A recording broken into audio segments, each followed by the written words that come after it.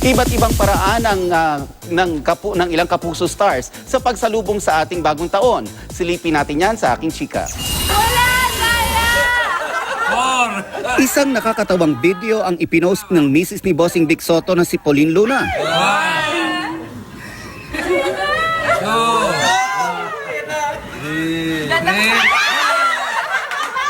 Kitang-kitang masayang nakikipagkulitan si Bossing sa gitna ng kanilang New Year's Eve party.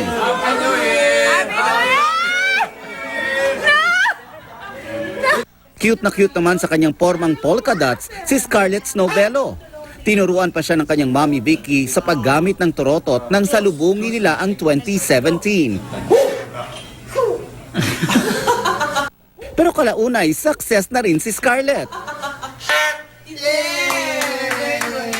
Sa isa pang Instagram post ni Dr. Vicky, kitang-kitang nag-enjoy si Scarlett sa kanyang pagtotorotot.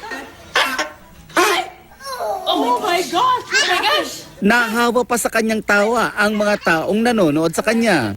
Agaw pansin naman sa social media ang matching outfits ng mag-inang si Marian Rivera at Baby Zia sa kanilang holiday vacation sa Bali, Indonesia. Dito rin ipinagdiwang na mag-asawang Marian at Dingdong Dantes ang kanilang second wedding anniversary.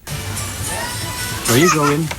Sa Instagram post ni Dong, makikita si Baby Zia na naglalakad in her pink bathing suit habang kinakausap ng kanyang daddy. You wanna go to the bar? Magkasama namang sinalubong ng real-life sweethearts na sina Kylie Padilla at Aljur Abrenica ang bagong taon. Sa post ni Kylie, makikita na very sweet ang dalawa. Lubos naman ang pasasalamat ni Gil Cuerva sa nakalipas na taon. Sa Instagram post ng aktor, ikinwento niya ang malaking pagbabago sa kanyang buhay noong 2016, mula sa pagmomodelo hanggang sa pag-arte.